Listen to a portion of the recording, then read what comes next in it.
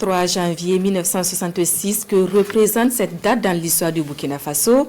Au-delà que c'est la nouvelle génération des événements de 1966, nous avons baladé micro et caméra dans la ville de Sia. Quelques avis dans ce micro-trottoir de Idrissa Traoré et Salam Dabal.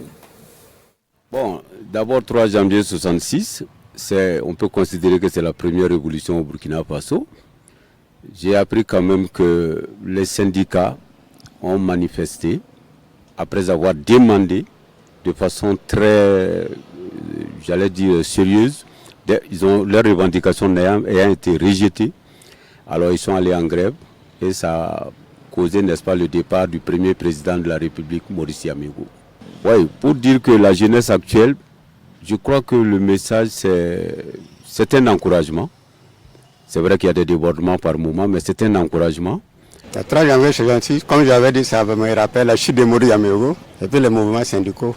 Bon, on peut dire que c'est une insurrection, c'est-à-dire qu'on a fait chuter Maurice Yamégo, les syndicats, parce qu'il y avait des dérives, une mal-gouvernance, je crois que c'est ça.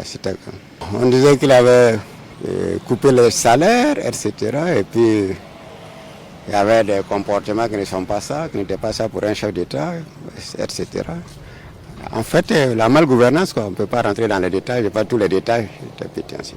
Bon, le message que j'ai lancé au gouvernement actuel, c'est d'écouter tout le monde, les syndicats aussi, pour pouvoir bien gouverner. Le soulèvement populaire a eu pour fondement la malgouvernance. La gestion de la chose publique n'a pas convenu au peuple. C'est la cause fondamentale du soulèvement populaire, la mauvaise gestion de la chose publique. Les dirigeants actuels d'Afrique doivent rester à l'écoute de leur peuple.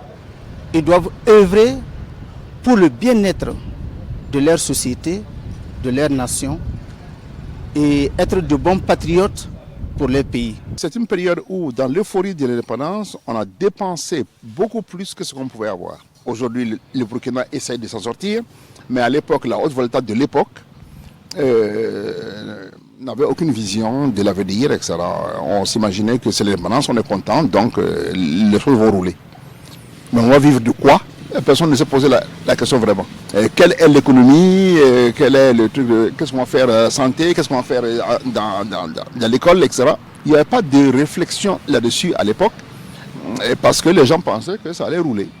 C'est de réfléchir sur toute cette époque-là, en sachant qu'à l'époque, à la décharge des dirigeants de l'époque, il y avait une certaine impréparation au pouvoir, un manque de cadre, un manque de beaucoup de choses. Maintenant, je ne dis pas que tout est résolu, mais dans la situation où on est, il faut, il